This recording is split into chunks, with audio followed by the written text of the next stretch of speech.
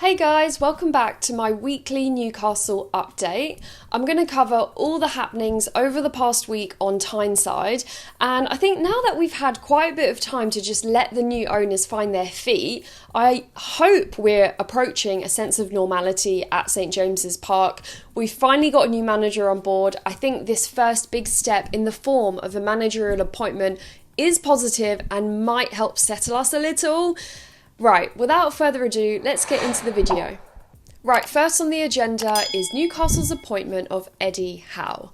After weeks and weeks of rumours concerning the replacement for Steve Bruce, the club has finally found our new manager, and that's former Bournemouth manager Eddie Howe. He's now in charge of us Magpies.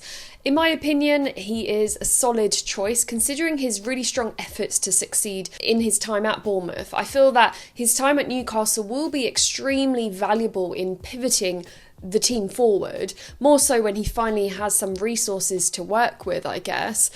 I do think it will be a bit difficult for him to just get the team in a comfortable spot away from relegation. But on the bright side, I know that Eddie Howe is comfortable in situations with pressure, especially considering his time at Bournemouth. You know, that was doomed with the threat of the club falling into liquidation if they don't remain in the division. So I guess although he's not one of the big names like Antonio Conte or Zinedine Zidane that was sort of touted around for the Newcastle role, Howe still has a record that is enough to justify his ability within the club hierarchy, I feel. And in the grand scheme of things, I don't believe that Howe will be sticking around in the long term, but I think his ability under pressure could prove his worth in this permanent role at Newcastle for the time being. So what do you Magpies think about Eddie Howe? Comment below, let me know as you normally do. Next up, I have to talk about Newcastle's winless run that still continues 11 games in. So on Saturday, we managed to avoid adding another loss to the tally by drawing 1-1 with Brighton. You know, I'll take the point, but of course, I'm still in despair at our abysmal start to the season. The squad has a really long way to go before they regain any solid form. Given Eddie Howe's presence now, I guess we'll have to see if his training tactics are able to produce any immediate positive results. You know, next match after the international break, we're up against Brentford. I'd like to think that the international break will be used well to just get the team in order, hopefully.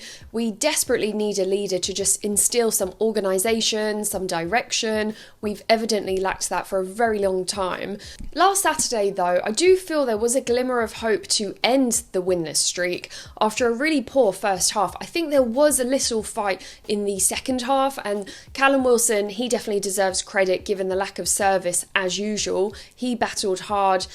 Jacob Murphy and Isaac Hayden as well, who got his first league goal for the first time since January 2020, I believe. I think Eddie Howe's presence at this game was absolutely crucial. He was able to just catch a live glimpse of the proverbial mountain ahead of him, I guess. Next up, let's talk about how the PIF is reportedly disappointed with the club. So, according to reports from an Italian journalist, the PIF is open to renegotiations to buy Inter Milan. Apparently, they have no intention of selling Newcastle. However, they are disappointed with the bureaucracy of owning a club in England because apparently they are struggling with the constraints here. Also, despite the PIF's pool of wealth, there is no way to buy yourself out of relegation. I think it's an interesting story. I mean, if the owners aren't too enthusiastic about running things, I believe that there will be some instability internally, especially within, you know, the upper management, and that's not a good thing. Obviously, it's not great to hear the new owners of your club are already disappointed.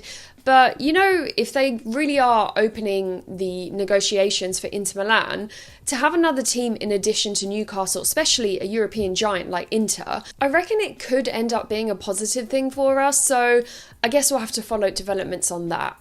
Let's now talk transfers. Newcastle seem to be interested in taking Man United and England defender Phil Jones on loan following his return from an injury. Am I excited at this prospect of this signing? Not particularly, not going to lie. We do need an overhaul on our back line, but, you know, Phil Jones hasn't played a league game since January 2020. Moving swiftly on, let's talk about Eden Hazard.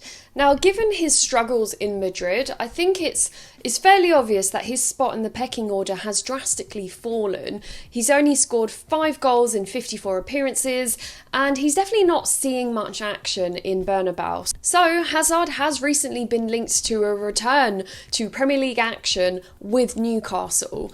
When asked about Newcastle, it was actually Jack Wilshere who mentioned Hazard is on another level and he believes that he would enjoy playing for a manager like Eddie Howe. And he added further that Eddie Howe was a solid choice for the managerial role at Newcastle.